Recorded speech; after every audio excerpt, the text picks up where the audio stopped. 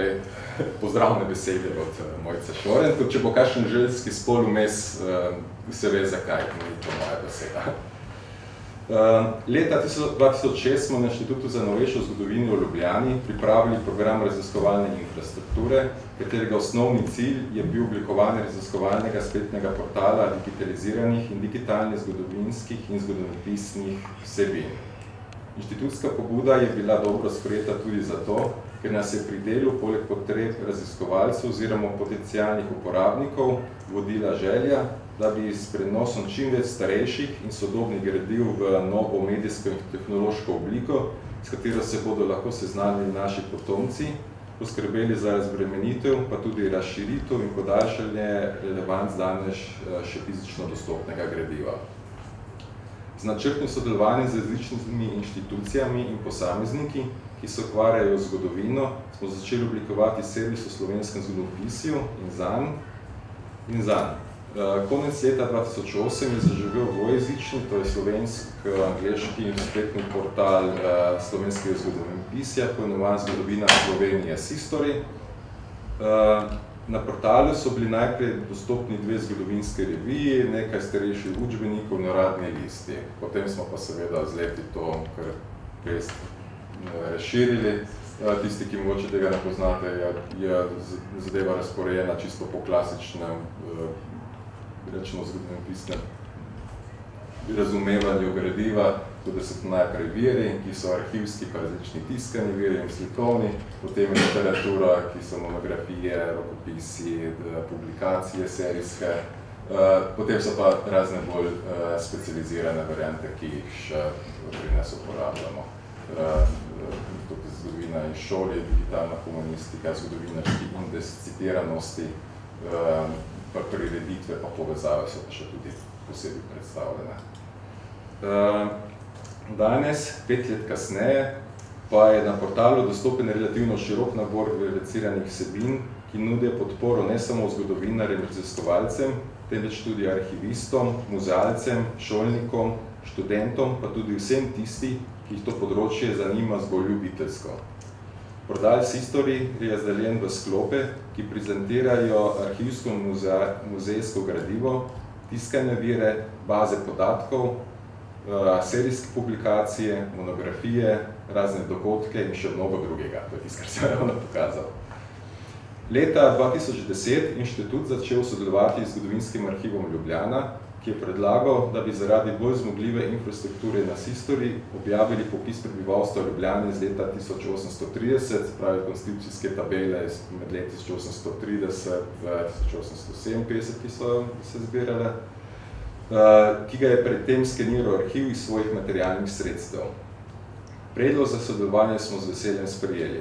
Popis smo objavili na portalu, programer pa ga je po najsodobnejših standardih digitalno obdelal. Kot tak je vzročni primer skeniranega in po najsodobnejših standardih digitalno obdelanega arhivskega gradiva. To pomeni, da je z različnimi orodji omogočeno mnogo hitrejše in kompleksnejše iskanje, posledično pa raziskave na doslej precej zapostavljenem rodoslovnem področju. Bom potem še seveda bolj drobno to pokazal. Ko so konec leta 2010 na Ministrstvu za znanost potekali pogovori o oblikovanju nacionalne mreže za humanistiko, ki je bila povezana z Evropsko mrežo za humanistiko Darjah, je predlog, da bi bil del tega sistema tudi projekt popisi prebivalstva padel na plodna tla. Pri tem pa nismo izhajali iz dejstva, da je kulturno dediščino potrebno zgolj ohranjati, temveč iz nje ustvarjati čim več raziskovalnih podatkov. V sklopu nacionalne mreže za humanistiko SIDIH, ki jo Institut za novejšo zgodovino razvija v sodelovanju s partnerjem ZRC SAZU, je bil v letu 2011 tako izdelan modul popisi prebivalstva. Bom o njem več kasneje, tako da še kolegice to do konca preberem, potem pa malo bolj podrobno še. V letih 2012-2014 je bilo digitaliziranih več popisov. Popisu prebivalstva Ljubljane iz 1830 so se na History tako pridružili so popisi Ljubljane in Novega mesta 1869 in popis prebivalstva Ljubljane z leta 1931. Trenutno je fazi digitalizacije popis prebivalstva Ljubljane iz leta 1921. Ker načrtujemo, da bodo vsebine popisnic uporabljati tudi raziskovalci digitalne humanistike, moramo podatke najprej pretvoriti v elektronsko obliko. Ker obstoječa programska oprema za prepoznavanje znakov ni sposobna prepoznati znakov na popisnih polah, popisovalci so osebne podatke namreč pisovali ročno v kurzivni gotici in latinici, jih je potrebno v elektronsko obliko prepisati ročno, bom tudi pokazal bolj nadrobno. Sistem za transkribiranje, ki zdaj interne narave, trenutno beleži prepisane podatke za nekaj več kot 50,000 oseb. Več pa je napisano, da bom povedal jaz.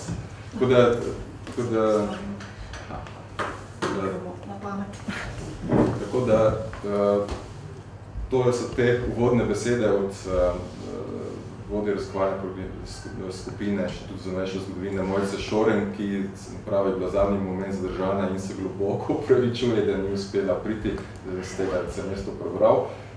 Zdaj pa praktično moja naloga pa je, da bolj nadrobno vse skupaj pokažem, predstavim in prosim, kakršnokoli vprašanje vmes bo najbolj smiselno, da se kar že vmes zastavljajo. Tako bom rekel, pri nas imamo dvojni sistem praktično na Sistori, na kakšen način obravnavamo te popise prebivalstva. Po eni strani smo se lotili tega tako, da ko dobimo iz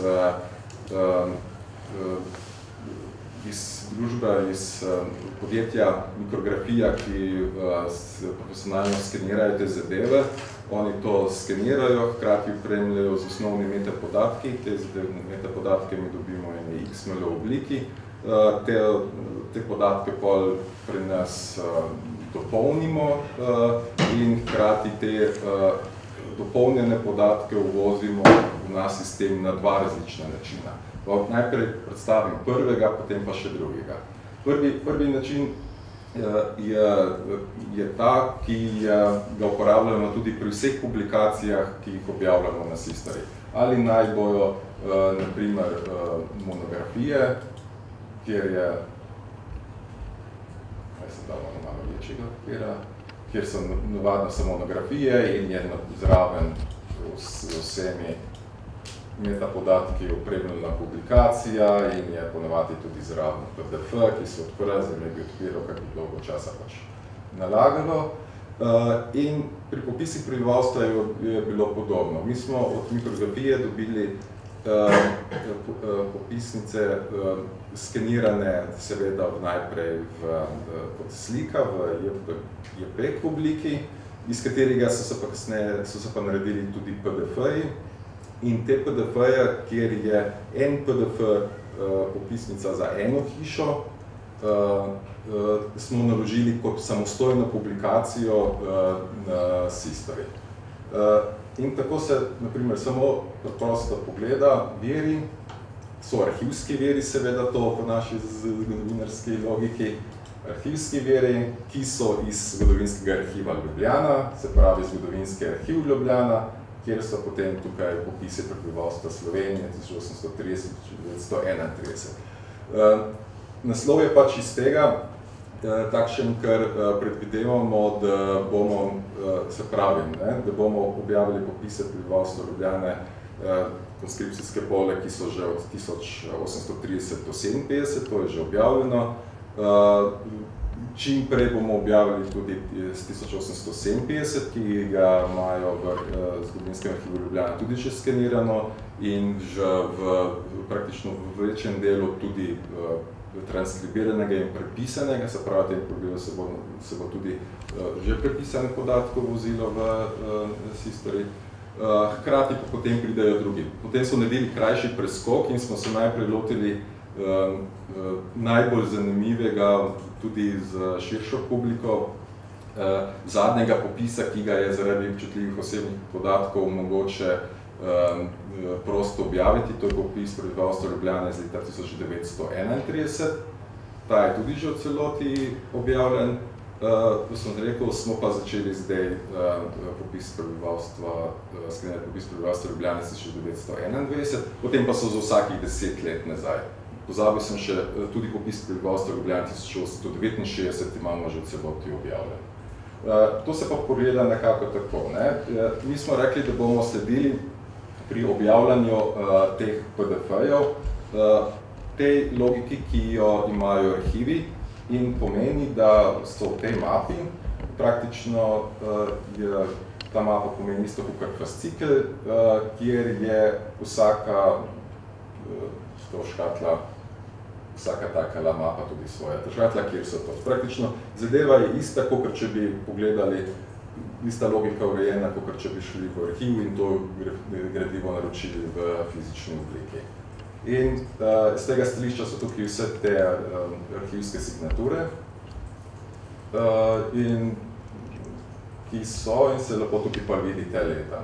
To 830 do 57 je vse, potem popis 69 in najdaljši seveda, ker je bilo tudi veliko več popis iz 1931, je tako dol. In se pogleda in potem notri so urejeno je pač po ulicah, Ljubljana je ulica 1,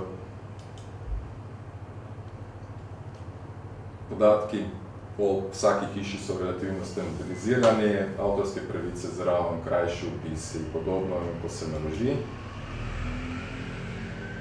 se dobi ta, v tem primeru, družinski list, kjer so bile po popisu prebivalstva Jugoslavije 1931 posebej še za potrebe Ljubljane upisane vsi prebivalci še enkrat notri in so notri se te osnovne podatki o prebivalcih Ljubljane, kot je ime pa primek, družinski poglavar, spol, stan, spravi poročen, podobno, vdovec, kaj pravi s poglavarjem družine, se pravi glavo družine, rojstni podatki, kraj rojstva, domovinska občina, veroizpoved, narodnost, materinski jezik, poklic in še kakšne opombe, če se ne. Se pravi, klasične zadeve, razporejeno je tudi trajno prisotno, začasno prisotno, pa začasno prisotno osebe, če je. In te zadeve so tako dolne. Lepo se tukaj zdaj vidi, na kakšen način je vsaj v tem primeru to urejeno. In če gremo zdaj nazaj, je po tej logiki kar težko najti. Najdete že, hiša se že brez problema najde, v kateri je, ampak je pa treba v primeru, če pa se išče konkretne osebe in se ne ve, kje je ta oseba na tisti dan popisa, stanovala, je pa seveda to osebo nemogoče najti. Je treba praktično vedeti točno, da je kje takrat stanovala, ko je bil ta popis opravljen. Iz tega stališča smo se pač, je prišlo še tisti drugi moment, da je poleg teh PDF-jev, ki so predstavljeni v tej čisto publikaciji obliki, je še predstavljen primer, kako bi rekel, mogoče toliko sam, da nadaljujem, ker se gre za to Ljubljano, pa potem skočim še na to varianto. Tako da ne pozabim, ker zadnji smo imeli predstavitev v Novem mestu, pa smo samo bolj v Novo mesto, tako da se zdaj spodobi, da pa malo še povemo še v Novo mesto. Gre se tudi zato, da smo od Dovinskega arhiva Ljubljane ista, ampak je noto za Novo mesto, tudi dobili popis prebivalstva okrajnega glavarstva Novo mesto, kjer se gre nekako za polovica takratnega okrajnega glavarstva,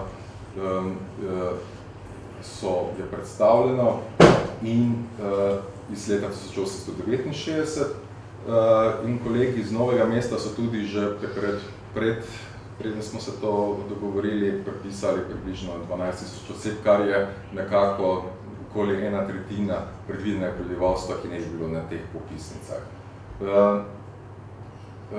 To je tudi seveda na isti način urejeno gradivo v tem primeru, kakor za ljubljanske popise. So tudi po svoje mape in naprimer in tudi tukaj, ne, se lepo isti princip, ne.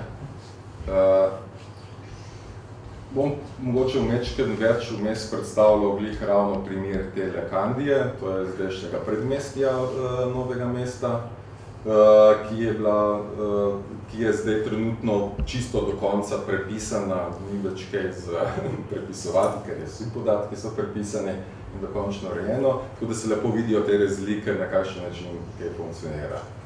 In tukaj je seveda podobna situacija, osnovni podatki za hišo so tukaj, če se pa hoče iskati osebe, je pa seveda večji problem.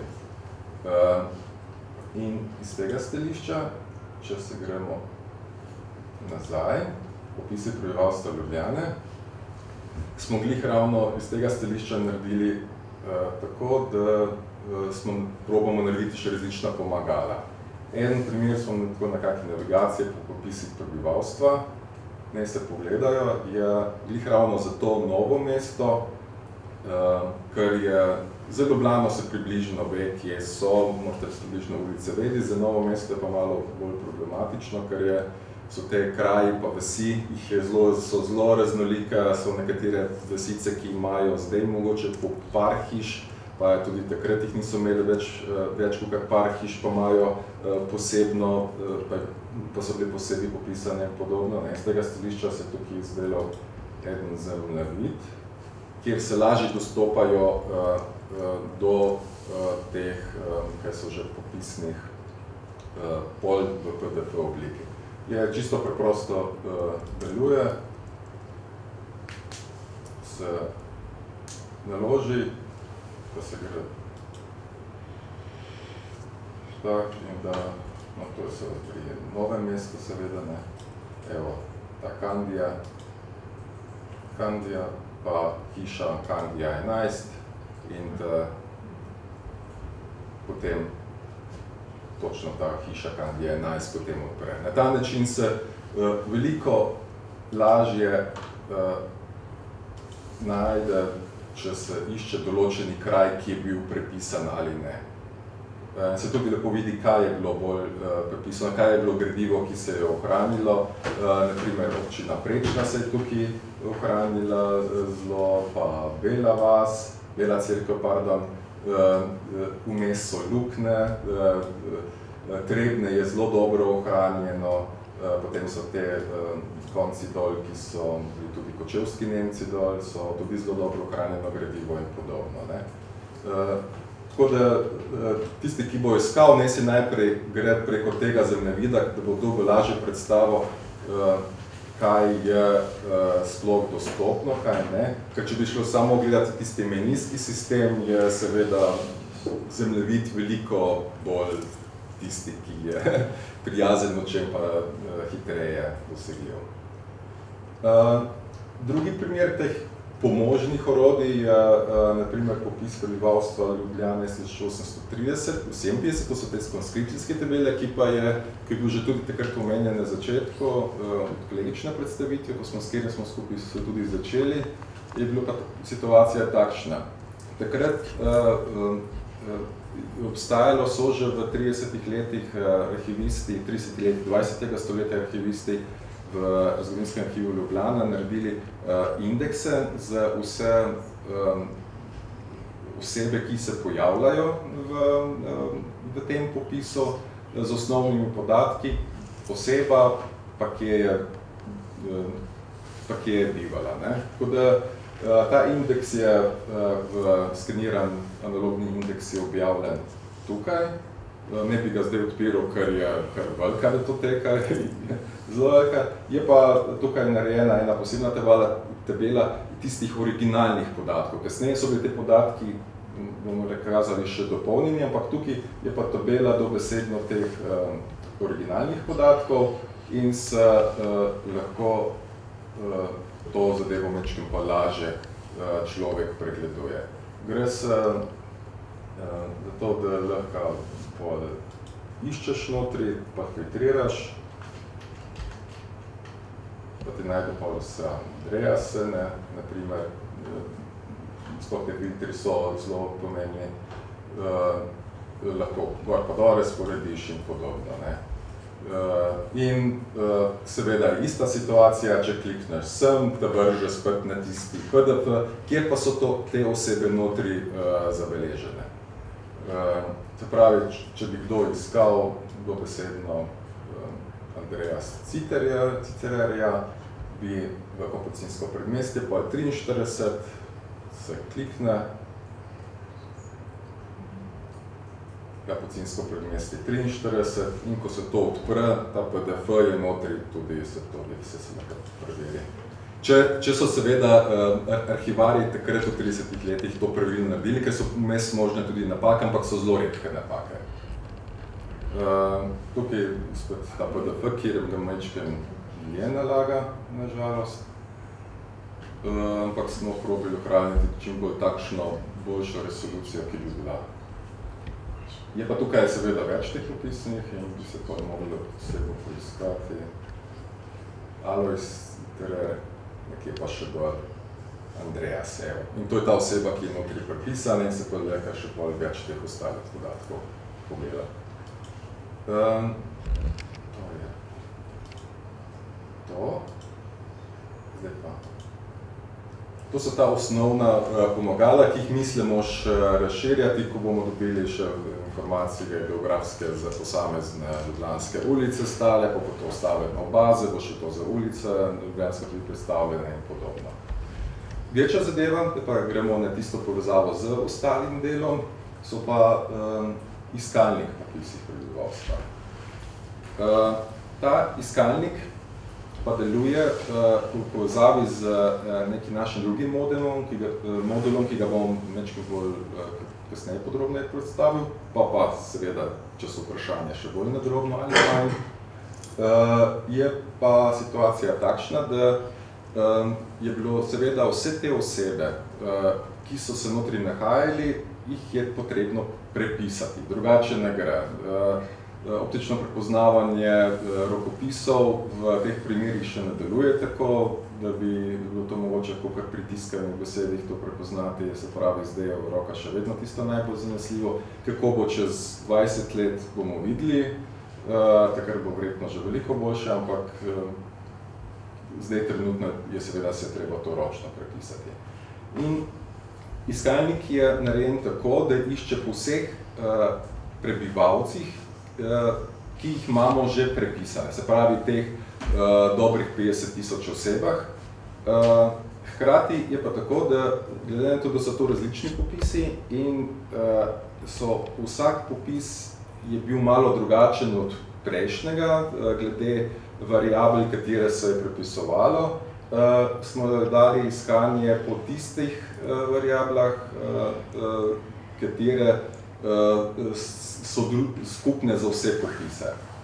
To pa so seveda ime, primek, letnica rojstva, samo letnica rojstva, datum ne, naslov pa hišna številka, ki je ta oseba bivala. Spol bi bil tudi še sicer možno, to je bilo tudi pri vseh popisih, ampak tega pač v iskalniku ni to pomembna funkcija, da bi bilo kjerkoli pomembno. In tukaj se lepo isto tukaj vidi, so te osebe, so te popisi. Ljubljanski popis 231 je zaradi tega, ker je tako velik, je razdeljen na dva dela, od A do K, pa od K do Ž, po ulicah. Hkrati so pa še te popisi za Novo mesto, je pa razdeljen na takratne občine. Velika Loka, Trebnje, Kandija, kot naselje, Prečna, Mirna, Kočevske Poljane, Dobrnič, Črnošnice, Bela Cerkev. Potem vidimo še popis Ljubljana 1869 in Ljubljana 1830. In zdaj tukaj isto velja, ne? Če da se gre notri, bo najdlo vse Andreje. Mora biti, seveda, iskanje je, različni filtri za iskanje še niso zdaj narehtani v tem smislu, da bi omogočili mečkem bolj zahtevne iskalne gize. Se pravi, če se kaj išče, je treba napisati tako razen velikih pa malih črk, kot je takrat v resnici tudi pisalo. Se pravi, ali je Andrej, ne, Andrej povrglo se ven Andrej, ampak ne bo vrglo ven vse Andrejase, ne. čeprav je praktično se ime iste osebe lahko spremenilo glede na jezikovno varianto. Če pa hoče se nekaj bolj natančno iskati, se pa seveda je lahko, da Andrej, pa bo se Andreje, Andreja se, Andreje in podobno tudi najdla. In situacija je potem takšna. Tistih rezultati, ki se dobijo, se pravi osebe, ki so že prepisano, vsega skupaj 50,000 dobrih oseb, je tako, da posamezni popisni list. Prej, ko smo gledali na te popisnice PDF-je, je bilo tako, da je naložilo za celotno hišo. In notri so nekateri te PDF-ji takšni, da nekateri imajo samo 3 strani, nekateri imajo pa tudi 50 strani in več. In tam najti noter točno tisto osebo, sploh če človek mogoče včasih veš človekovice, je pa kar težko, kje točno je, da bi se človek pogledal še za ostale informacije.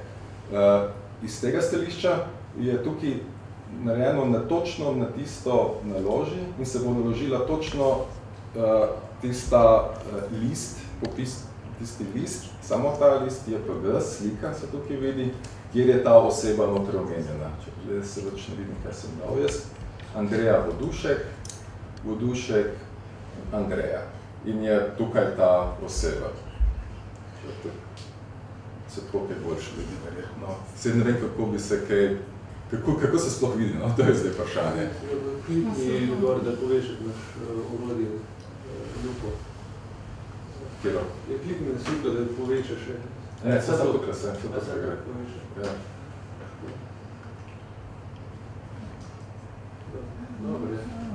Tako in se to osebo. In so isti podatki iz tistega PDF-ja, kar je tudi tukaj, lepo vidi, Vodušek Andreja in vsi ostale podatki. Neomožena, hči, rojena 8. julija 1915, rojena v Ljubljani, stalno bivališče, domovinska pravica v Ljubljani, rimsko-katoliška vere, jugoslovanska narodnost, pa slovenski materni jezik. In potem pa še učiteljiščina, pač tam je, to bi bila za poklic oziroma kjer je hodila. In to so te podatki. Hkrati je pa seveda zadeva takšna, da se hoče pogledati, če bi se hotel preko iskalnika pogledati še več o sami hiši, je pa seveda pot spet ista, se pa klikne na to Dunajsko cesto 15 in če je povezava vzpostavljena, je pač tukaj in bo spet dalo na tisti metapodatkov tega PDF-ja in se to spet naloži. Se pravi, zelo različni načini so tega iskanja. Če bi kdo hotel iskati kasneje, pa bi imel kakšne težave, prosim, kar obrnite se na nas, lahko pa tudi še kdaj osebno tudi bolj natančno razložim.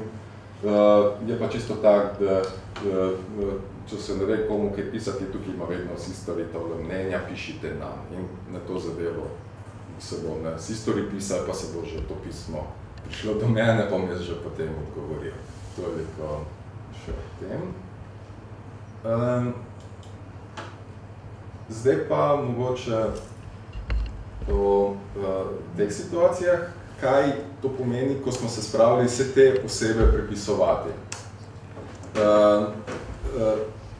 Za prepisovanje je seveda, doskrat je tudi od kolegov iz Zgodovinskega arhiva Ljubljane, smo ponovali dobili in tudi veliko projektov prepisovanja teh podatkov, ki se dogajajo v svetu, tudi te velike leposlovni projekti, kjer se gre za razne popise prebivalstva Velike Britanije, 1880 in podobno, pa te mormonske projekte in podobno tudi. Je tako, da prosi ljudje, ki pripisujejo, da to prepišajo preprosto kar v kakšne Excelove tabele in potem tiste Excelove tabele oni predelajo in jih vozijo svoje sisteme notri. Na ta način smo tudi mi od že tiste podatke, ki so bili že prepisani prej, pa so jih kolegi od arhiva že prej med svojim drugim rednim delom prepisali, smo tudi mi že obdelali pa uvozili v naš sistem. To se gre v glavnem za ta popis prebivalstva novega mesta, krajnega varstva novega mesta 869, pa te tudi transkripcijske tabele, pa še pridejo pa še druge zadeve, ki bojo na podoben način tudi funkcionirali.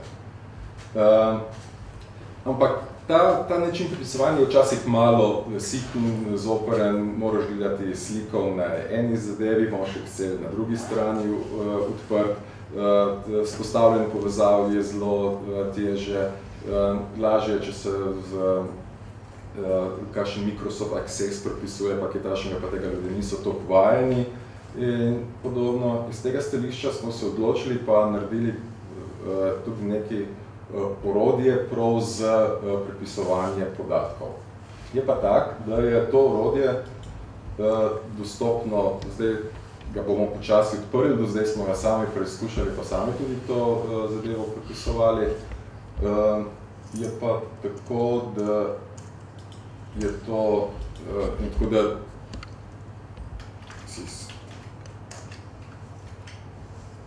za moment. Dostopno na, zdaj bi mogel se odjaviti, na history.si/admin. Tisti, ki bi hotel vstopiti v sistem, notri je odprt in vsakdo se lahko tudi prijavi v ta history. Vse mogoče čakajte, ga mesto tukaj ven, da se vidi. Se pravi, lepo, history.admin je notri. Poteka registracija, vsakdo se lahko registrira, se prijavi že svojim geslom, moraš imeti veljavni internetni naslov, ker pač tisto potrditev dobiš na svoj mail naslov, internetni mail naslov in potem pač preprosto, kakor po vseh podobnih zadevah, prijavah napišeš, tukaj, primer, imam jaz ker imam več pač naslovov zaradi preizkušenj sistema, tri pančut, pa imam geslo.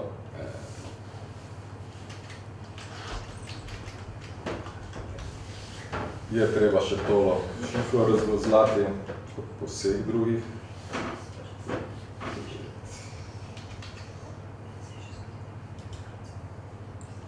In prideš notri v sistem za prepisovanje. Tukaj lepo vidiš svoje podatke kot uporabnika, ki jih lahko tudi spremeniš. To je to, v tem primeru vidiš samo svoje podatke in popisi prebivalstva so pa tukaj in čakaj, bom jaz to malo povečal. Je tako zdaj verjetno, ne? Seznam popisov in ti prikaže vse te popise, katere so zdaj dostopni, pa se tudi še prepisujejo. In situacija je takšna, da smo se odločili, čisto enega prostega razloga, kateri malo več povem, da tisti prvi uporabnik, ko pride gor, bo videl tiste dele popisov, katere še niso prepisani. Če se bo pa odločil, pa prepisal 300 oseb, 300 oseb v resnici ni veliko, če si malo izvežba, imaš 300 oseb lahko prepisanih že v enem dnevu. Po 8-urnem delu seveda, ampak v enem dnevu. Drugače, tisti, ko pa se začne, se to je tudi preizkušeno, tudi če začneš, pa se še malo viš, 1-3 dni, pa je ta zadeva dokončana. Je pa situacija, ko se teh 300 oseb prepiše, vidiš vse podatke, ki so že zdaj vpisani notri, se pravi teh več kot 50,000 oseb, hkrati pa lahko te podatke tudi izvoziš, uporabljaš kakorkoli želiš posebej za kakšne svoje druge namene, tudi seveda raziskovalne namene, čemu je tudi najprej to mišljeno. In, naprimer, kot sem rekel, Kandija, Kandija je zdaj v celoti prepisana, ni veliko oseb tam 360-370 oseb, ne, primerjavi z drugimi popisi za Ljubljano je na primer prepisano že 15-16 se vidi, kaj bi se videlo. Je situacija takšna, da je tukaj imamo razdeljene zadeve na enote, podenote pa osebe. Situacija je takšna, da so enote pri popisih prebivalstva v glavnem hiše. Pravi, enota je hiša, oseba je pa prebivalec hiše. Podenota je lahko, ni pa vedno v vseh popisih tako, glede na potrebo, je pa lahko stanovanje. Se pravi, ima vsak v hiši je bilo več stanovanjskih enot, ki so bile del enote, ne? Se pravi, podenota, enote in osebe. Ne? Zatega je najbolj, da se pogleda, kako smo rekli, ne? Če si začetnik uporabnik, pa bomo pa videli, ne vidiš nobene osebe notri, čeprav jih je tu pa to že prepisano, vidiš pa tiste hiše, katere še niso prepisane. In zdaj imam pa malo zelo povečano, tako se pa drugače tisle vidi, no, ampak potem se vstopi notri. Bojo za tiste, ki bi želeli seveda še navodila, upam, da čim prej bom to napisal, je pa tak.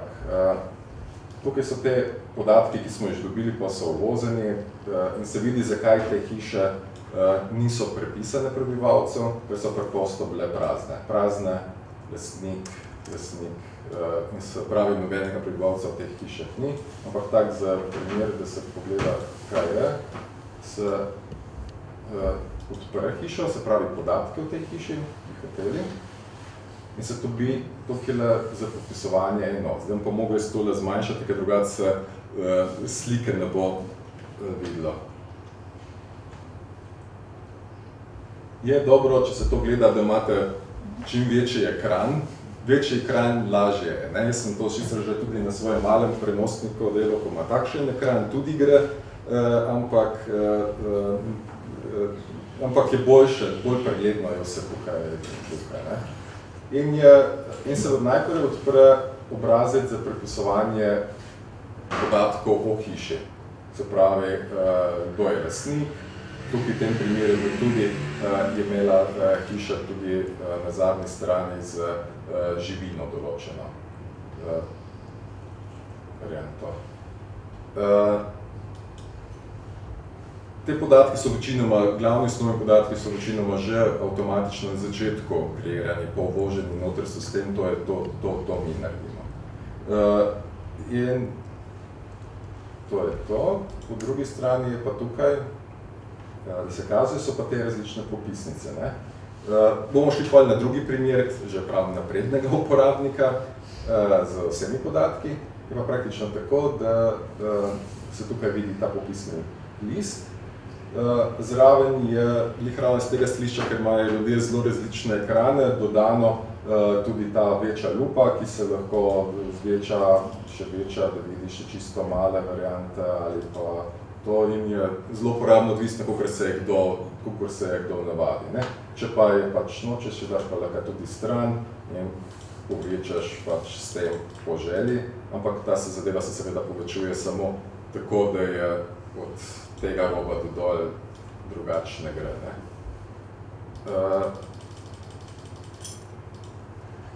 In ko se pol prepisuje, se na primer doda osebo in tukaj spodaj dol se pol vidi obrazec za prepisovanje. Zato bi jaz zdaj si iz tega naslova odjavil, pa bi šel na drugi naslov, da bi se videl, kako je na en primer, da ne bom zdaj nekaj brezveze podatkov opisoval. Pa je, se lahko tukaj brezveze podatkov opišem. Odvisno, koliko je želja, no? Tako da, pa gremo ven, vseeno. Tak.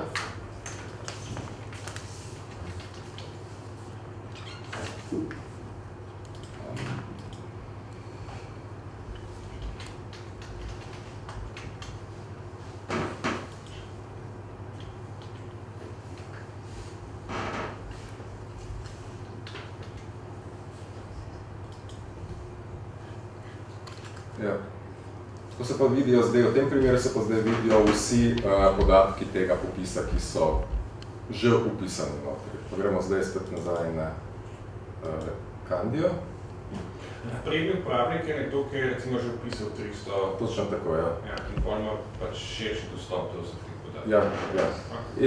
In je čisto takole, pol se spravi, so spet sezname not.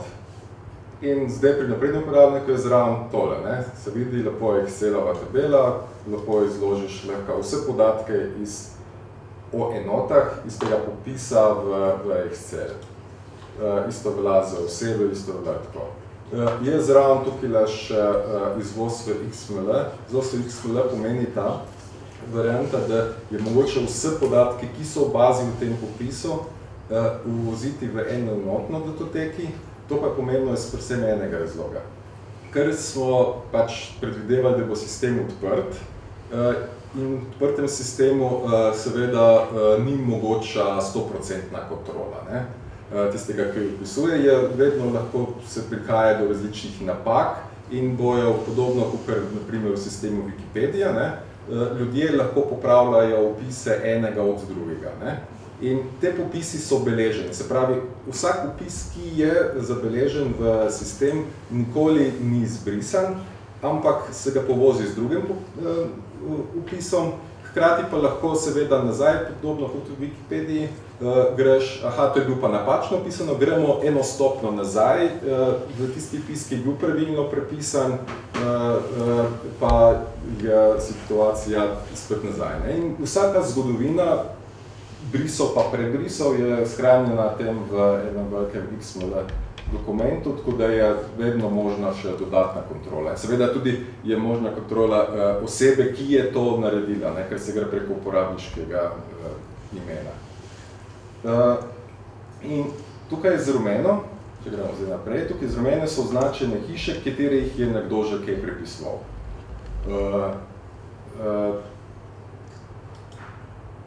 Se gre notri in se lepo isto to odpre. Andija.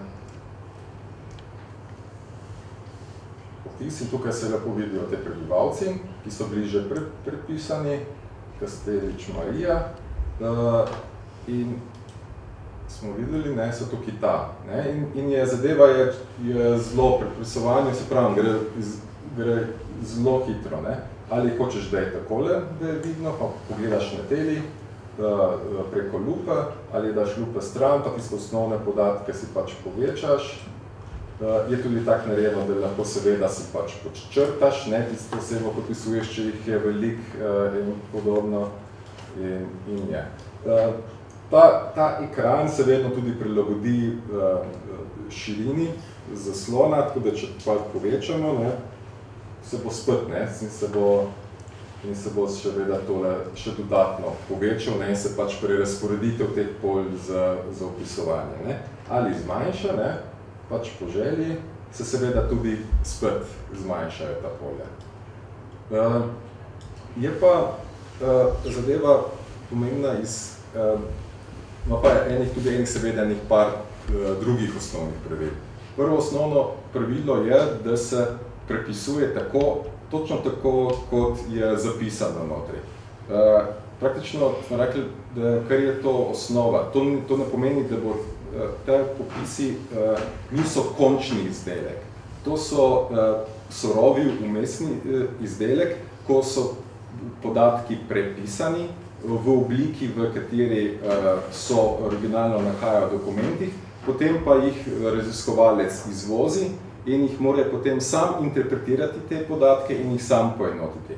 Jaz sem mislil potem, na hitrico pokazati še eno zelo dobro orodje za to za mapiranje pa združevanje podatkov, ki Google Refine, ki se zdaj rečemo Open Refine, ampak nažalost na tem računalniku Java ni naložena program in mi ga tega programa noče odpreti. Tako da, če bi kdo hotel, seveda jaz tisti program razložim, pokažem, kako se naloži, je zelo enostaven. Leka tisti, ki bi hotel videti to malo več, leka tudi pol na svojem domalnem osebnem računalniku, potem po predavanju pokažem oziroma po predstavitvi. in je situacija takšna. Se pravi, čisto osnovno pravilo je, podatki so takšni, ki so notri, interpretacija pa poenotenje podatkov pride kasneje. To pa je važno iz predvsem enega popostega razloga, ker velikrat se je že dogajalo. So raziskovalci ali pa študenti delali določene seminarske, diplomske, doktorske naloge in so prepisovali podatke in ko se je prepisovalo podatke, so jih seveda prepisali pač. Se je rekel, aha, zdaj bom to moški prepisal kot moški, tisto spol tako, imaš malo poenotiš imena in se že sproti odločaš, kako boš te variable poenotil. Hkrati pa druga oseba kasneje spet začne in po svoji lastni metodologiji to dela. V tem primeru je v bistvu tega projekta to, da je prepisano samo enkrat, podatki so samo enkrat prepisani, potem so pa lahko interpretirani in analizirani vedno znova na različne načine v kombinaciji še z ostalimi podatki. To je eno osnovno pravilo. Drugo manjše osnovno pravilo je pa ta, da pri teh zadevah je vedno mora biti ena oseba, ki je izhodiščna oseba. Zdaj bo tukaj pisalo izhodiščna oseba, je prvi podatek, ki ga je pripisovanje. V teh popisih prebivalstva je zadeva čisto jasna, da izhodiščna oseba je pač glava družine oziroma hišni poglavar, kot se mu je tudi pravilo, na katere so bili marsikateri drugi podatki vezani. In z tega stališča je ta povezava zelo pomembna. Če tega podatka ni v popisu, se vedno moral vzeti, ker drugače ni mogoče dati prvo osebo iz seznama. In je pač tukaj. Ko se je to osebo Kastelič Marijo prepisovalo, je bila ona označena za izhodiščno osebo in te osebe za njo so bile odvisne. Njen sin, njena hči, njena hči, njena hči in spet tisto, kar so bili stanovalci pri njej, stanovalci pri njej. Pač pri teh zadevah relativno zelo pomemben podatek. Hkrati za dodatna varianta potem po prepisovanju poteka zelo enostavno. Se pravi, imaš ime, ki gre ponavadi po vrsti, kakor so tele obrazec takrat originalni dal in ti sagramož se premikaš iz enega obrazca drugega, vidiš, prepišeš. Če so kakšne bolj komplicirane obrazci, kot je bilo tukaj ko so tele črtice, kot se zdaj vidi, ampak so bili prepisovani, pa je bilo glede na domovinske pravice ali tujec, ali domačin, ali stanuje tukaj ali ne, je bilo samo en obrazec, pa se je črtice delalo, smo mi dali tak, da so temu rekel, spustni meniji, drop-down meniji, nekako vse spustni meniji v slovenščini, da ti točno določeno vrednost zbereš, ker je tako nekako hitrej, kokrat smo gotovili enkrat v primeru, ko smo prepisovali, pa smo ta podatek še prepisovali, da prihaja do takih različnih napak, da je neverjetno. Sploh pa zaradi tega stališča, ker je to relativno poenoten podatek. Podobno je tukaj pri viri, pa pri stanu, ki so enotne zadeve, smo jih analizirali in tukaj zadeve poenotili, se pravi majhno odstopanje od stališča, ki je bilo prvotno. In to je to, se pravi, in je tudi možno te vrednosti v tem spustnem meniju stalno prilagoditi. Bistvo vsega tega programa je pa ne samo za pripisovanje, pa kot sem rekel, še ena druga varianta, da se te popisi, naprimer tukaj v tem prejšnjem popisu, ko sem kazal, je bilo drugačno vrsto razporejanja, kako se pripisovalo. Že 231, ko smo pogledali, je bila najprej oseba, potem je bila letnic, potem je bila rojstni podatek, pa tako dalje, različna polja. Ta popis iz 1869 ima spet drugačno razporeditev polj. Bistvo vsega tega je, da pri nas skreiramo vedno prilagojeno na posamezen popis ta polja za pripisovanje glede na posamezno. Se pravi, če zdaj gremo semle, pa jaz pokažem, je pa to tista naša administrativna varianta. Tukaj je še pač voz, kjer polja enot posebej naredim in jih tukaj definiram in potem notri sam se popis vložim. Pravi, bistvo je v tem, da če bi kdo, naprimer, od vas imel kakšno idejo za kakšno sodelovanje in bi hotel pa predlagal še uvoz kakšnega drugega popisa ali pa kakšnih matičnih knjig. Zadeva je narejena tudi tako, da je možno tudi prepisovanje matičnih knjig. Se pravi, gre se za prepisovanje kakršnikoli strukturiranih podatkov. Je mogoče to zadevo narediti tako, da bi se slike uvozijo, osnovni podatki se uvozijo, hkrati pa se obrazec za prepisovanje in prav, na ta način gre resno, vsako prepisovanje gre veliko hitreje, kot pa če to prepisuješ v Excel, skonstruirati za točno ta namen, ki bi bil za ta popis oziroma matično knjigo najbolj primeren pa najbolj optimalen. To je bil seveda tudi razlog, zakaj je tisti osnovni iskalnik ne omogoča iskanja po vseh podatkih, po vseh popisih za vse variable. To bi bilo približno to. Zdaj pa... Pa imate že ljudi, ko popisujejo? Zdaj še niti nismo odprli, po pravic povedano. Sistema, za tega smo zdaj začeli ta mesec za predstavitvijo. So najprej imeli v Novem mestu. Tako da trenutno še nimamo. Zdaj je situacija takšna, da več materijala dobimo, ki ga potem uvozimo v sistem notri. Najprej je bilo seveda to za Novo mesto, ki je kar velik, pravi 12,000 oseb ni malo. Prideš z Ljubljanico 857, ki je tudi že enih 16,000 več. 21,000 oseb, evo. To spet ni malo. Se menimo še za druge zadeve, še za Primorsko in podobne, za varianta in je tudi se ne gre. Se pravi, kaj bo pa kasneje, se pa vidi. Pri nas se vsake tok časa te podatki pa še dodatno opisujemo, gre kar hitro. Na zadnje to smo začeli par let nazaj in zdaj smo prišli že na tok pa tok. Po eni strani ni malo, po drugi strani pa je seveda, upamo glih ravno s tako predstavitvijo, da bo se kakšno zanimanje še komu tretjemu zbudilo in bi bil pripravljen še prepisati kaj zase, hkrati pa tudi za ostale prijavljene uporabnike. Jaz prehajam iz Zalove enote v Škofji Loki. Mi imamo tudi popise za leto 1869, 80, 90, nekaj tudi za 1900 pa 1931. To za Škofjo Loko pa mislim, da nekaj tudi za občino Gorenja vas, pa za takratno občino Sevca. Zdaj, kaj bi bil potem tisti najbolj optimalen sistem, če bi mi tudi se odločili, da gremo v...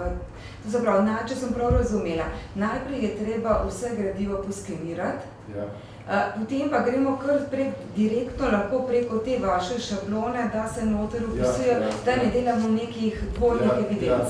Tako je najlažje. Tako je najlažje zaradi tega, ker takrat v miru, če bi prej se prepisovalo, je seveda pri nas še več dela, ker imamo te podatke konvertirati, treba konvertirati podatke in podobno. Sicer to tudi ni tako težko, ampak je treba pa mečkim bolj pazljiv biti pri povezavah. Tako da v teh primerih je seveda najboljš, da se zadeva skenira in se uvozi v sistem gor in potem pač po željah, ker bo kdo imel kaj časa, kakšno zadevo prepiše. In način tega je tudi tak narejeno. In iz tega strišča tudi narejeno tak, da se ve, od koga je gradivo, provenenca gradiva, da se ve, tega tujske enote, je tudi s temi PDF-ji označeno, gradivo iz tega arhiva, iz tega fascikla, iz tega pa z te škatle, je to in so osebe privezane s tem in je te podatke prepisal ta pa ta. Tako da je ta sled je potem vedno tam in se tudi tako obravnava, no, praktično se gre tudi za določeno zaščito, ne, tistega, ki prispeva nekaj. Pa tudi potem seveda dobi, ne.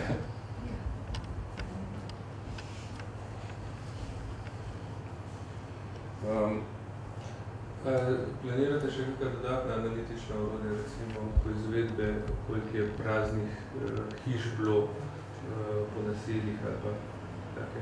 To je potem za uporabnika, recimo, da si izvoziš, pa sam to delaš, kako predelaš?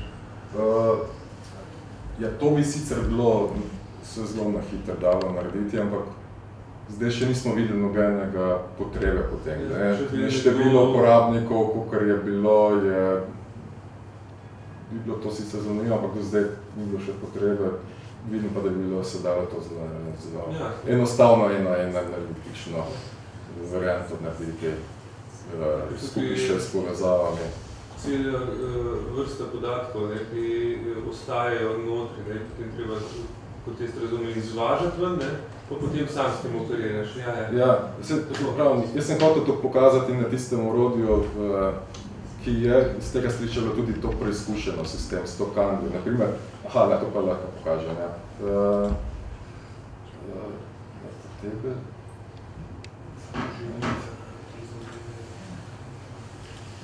No in naprimer, tukaj so te podatki iz tam ven bili iz Candije izvoženi, ne, in se lepo reče,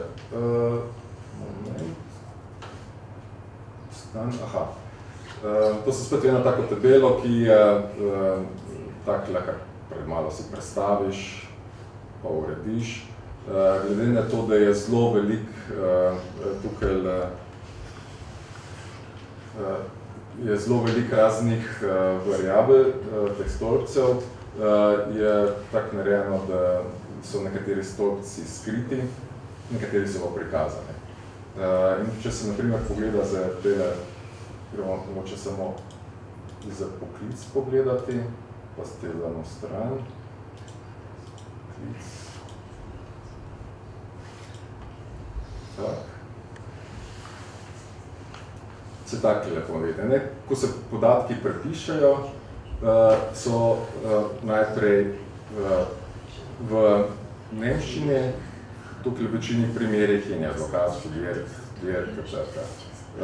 Kolegi v arhivi so že te podatke tudi nekaj takrat prevajali v slovenščino in je ta, ne. Jaz sem pa potem te zadeve vzel in je teh advokatov v tistem programu jih daš in jih imaš to možnost videti. Notri je bilo v samem popisu, naprimer, 20 advokatov v tabeli, ne? In da ti zadevo popravljaš vsakega posebej, pa poenotiš, preprosto pritisneš na gumb, pa zamenjaš in sem ti dal tukaj nekaj en hiskosistem za historične poklice, daš tisto svoje kodo, kakor pač poželi človek uredi. Jaz sem pač urejal si na ta način in sem dal to kodo, ki je zamenjala to kodo in je ponotila za vse zadeve, ne? In podobno je pri drugih zadevah. Zdaj, res ne treba močni pokazati, moči videti, ampak je poanta teh zgodbih, če se uporablja te druge programe, ne, je mogoče te tabele, ki so izložene ven, relativno zelo hitro poenotiti in si jih spraviti v obliko, ki so za raziskovalce veliko lažje, mislim, primerne za kakršnekoli analize, ne, po lastnih željah. Ta izvoz podatkov je mogoče samo, če prej pišeš 300 ljudi, točno tako, ja. Če si pravi, Ja, to pa je situacija čisto taka, ne. Tukaj je bila malo dilema, pa je seveda treba tudi kaj brati.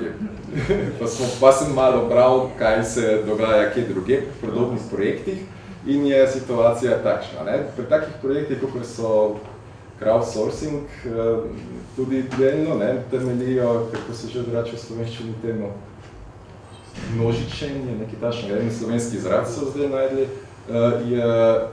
je tako, da ti lahko zelo pride hitro do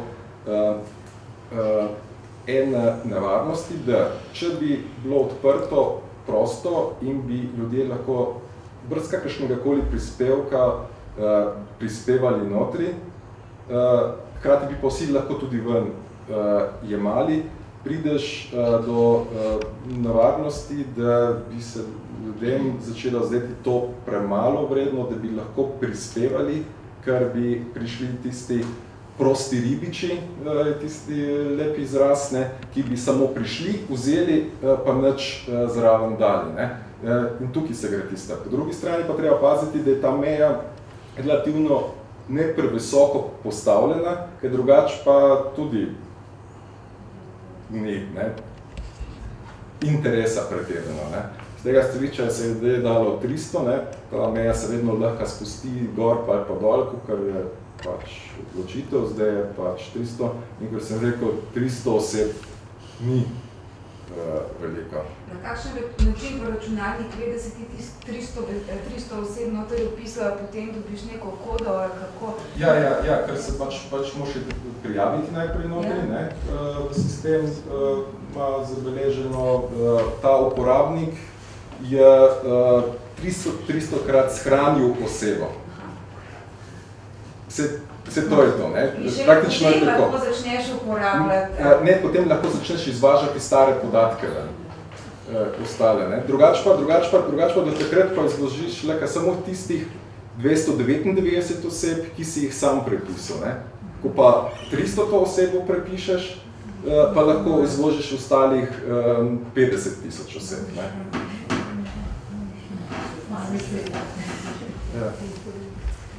Je seveda nevarnost v tem tudi, čisto tako rečeno, da lahko ti samo greš, pa 300-krat brez veze nekaj shraniš osebe. Ampak iz tega stališča se seveda tudi ta uporabniška gesla, da administrator dobi opozorilo, da je nov uporabnik in ti pač novega uporabnika spremljaš, približno, da vidiš, kaj dela, da kakšno, po domač povedano, neprijetnosti ne pridejo, in je vedno mogoče pa tudi prepovedati, dostop, pa ga zbrišeš, če prihaja do kakšnih napak. Seveda pa tudi bila seveda tako tisti, ki pa prispevajo podatke v Excelu, tisti pa seveda lahko avtomatično takoj dobijo status tistega, ki je 300 oseb prepisal, Prosim, Tukaj pa kaj spovezljivost teh, se pravi, starejših podatkov z novejšimi sorsovimi podatki, se pravi, če bi hotel neke trende skozi čas primerjati med sabo. To je zdaj vse odvisno od posameznega raziskovalca, kako si zna s temi podatki pomagati. Naš dolgoročni cilj seveda je, da probamo, za tega je tudi Ljubljana idealna pri teh zadevah, kar imajo celotne popise od 1830 do 1931, tisto, kar je javno dostopno. In podatkov ni treba anonimizirati. In s tem stališče tudi dolgoročni načrt, do leta 2020, pa tako, da bi naredili longitudinalno bazo in bi te popise pa prebivalce povezali med sabo. Tako da ne bi bilo možno spremljati posameznega prebivalca v popisi, ampak tudi kako se zadeve od popisa do popisa glede posameznega prebivalca spreminjajo. Naprimer, tu pride lahko ven zelo dobra raziskovalna vprašanja, kot naprimer, če se je včasih raziskovalo, kasneje pojasnim še, če se je včasih raziskovalo vdove, kakšen je socialni položaj vdov, lahko ti to primerja samo z enem popisom. Če imaš pa to longitudinalno povezavo, pa vidiš, kako se je socialni status vdov spreminjal v primerjavi s takrat 20 let nazaj, ko so bile še poročene, ali je to tako, kdo je bival v tisti hiši, ko še niso bile vdove, ko so bile lastnice, na kakšen način so takrat preživeli, kdo so bili možje, ali se socialni status ki je občutno padal ali ne, če niso imeli, naprimer, kakšne državne penze, kar so bili drugotki primeri, ali pa niso bile lastnice hiše, ali pa so imeli lastnice posamezne stanovanje, pa da v teh zadevah je to mogoče tosno spremljati. Z novejšimi podatki pa seveda to ni zadeva povezljiva. Ne.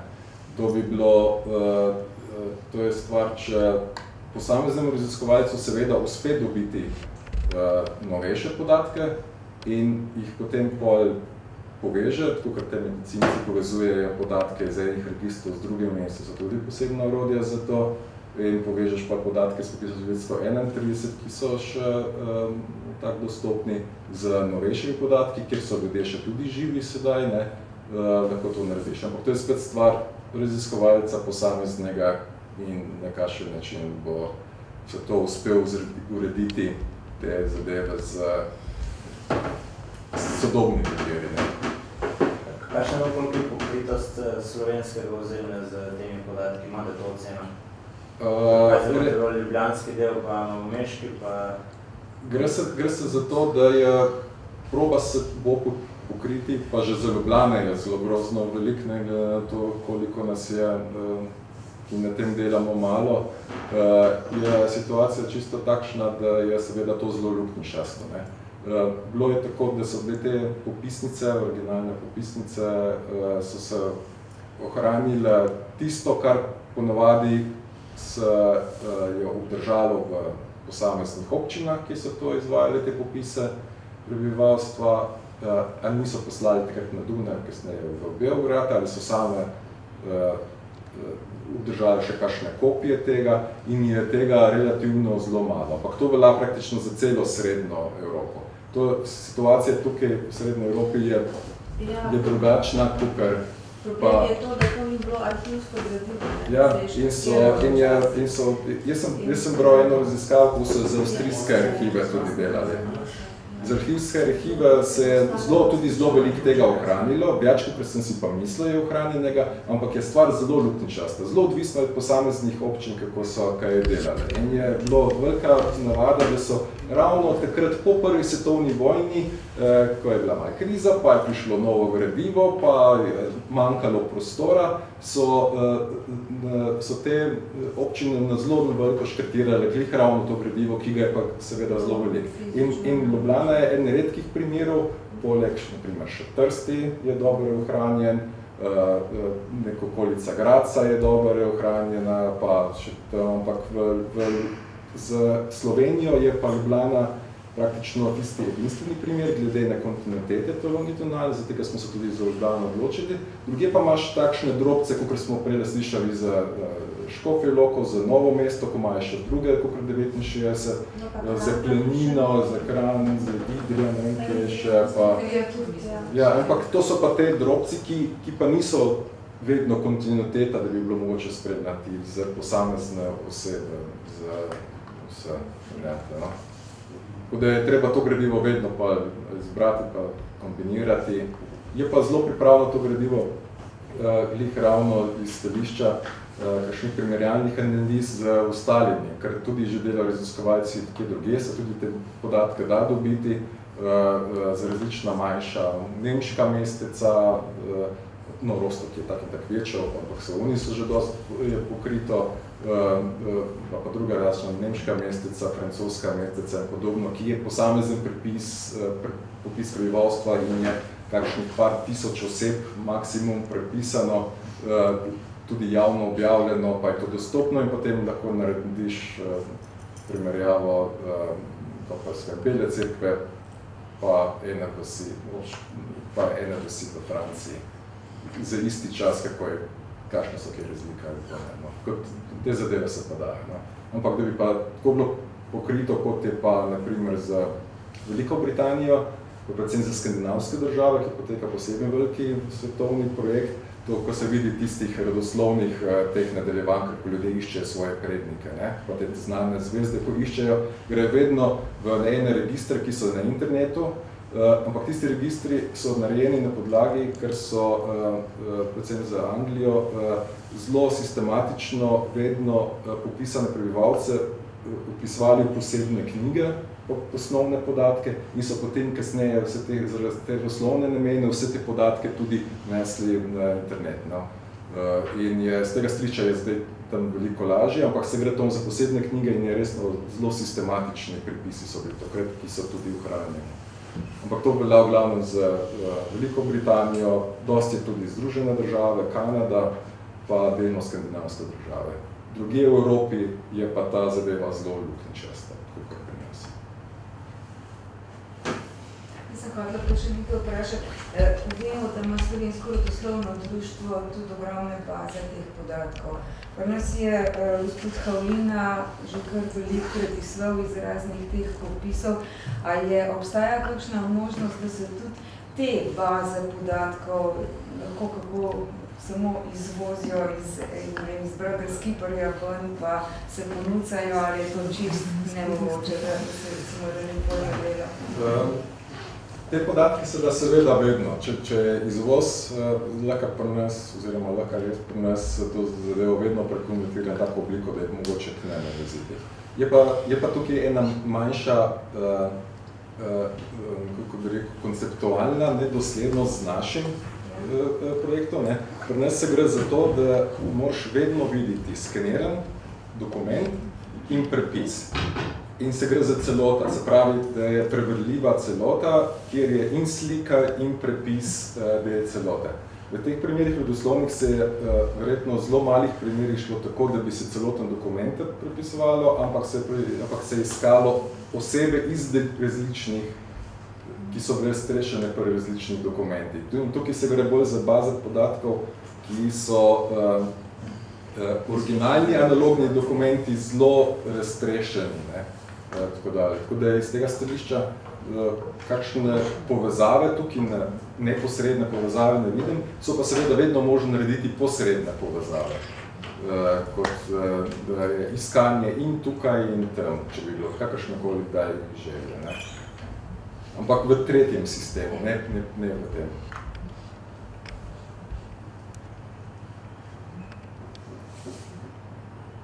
Okay. Lahko še eno samo vprašanje. A statistični urad pri nas pa nima interesa, da bi v bistvu digitaliziral te stare popise, oziroma kako oni pa sploh kakšne statistiko, analizo delajo za to starejše obdobje? Se ne vem, če delajo za starejše obdobje, kar je čisto druga vrsta podatkov. Sicer so bili pa sumarno že analizirani te popisi, in tudi obstajajo že analize te starejše. To so bile že. Ampak seveda takrat, ko so to delali v vsakem popisu posebej, takrat statistični uradi so si zastavljali svoje, rečemo temu, raziskovalna vprašanja in so prihajali do svojih, za takratni čas predvidnih odgovorov. Pri zdaj pa pri nas, ko pa prihajajo te variante, je pa seveda tako, da na istih podatkih je mogoče dobiti v zdajšnjih časih pa se tudi želja nove raziskovalne vprašanja in potem nove raziskovalne odgovore, ki takrat na to niso pomislili. Da bi se pa starejšem za 90 čas tem ukvarjali, to pa definitivno ne. So pa, naprimer, na Norveškem imajo tudi zelo veliko vlagajo v take sisteme. Tam je edino, da so probajo se zdaj povezati novejše pa starejše podatke in grejo longitudinalno bazo, ki bi sledila od začetka 19. stoletja, če na celo konca 18. stoletja, pa praktično do danes. Gre se pa seveda tukaj za glavni problem, kako podatke, ki so javno dostopni, kot je to zdaj zgodovinski, povezati s podatki, ki niso javno dostopni. In ponovadi dobiš anonimizirane podatke. In zdaj probajo tiste podatke anonimizirane, novejše podatke, kjer je seveda še oseba notri je dana, ampak če razgovalec ponovadi je dobiti anonimizirane podatke, povezati z unimi, starejšimi podatki s temi osebami in ko bojo to zadevo rešili, mislim, da kar uspešno rešujejo, bojo lahko z norveško demografske študije delali analize longitudinalne od praktično se pravi, od konca 18. stoletja pa vse do danes. To pa so takšni vzorci, ki jih tukaj pri nas verjetno v srednjeevropskem prostoru ne bomo kaj veliko videli malo.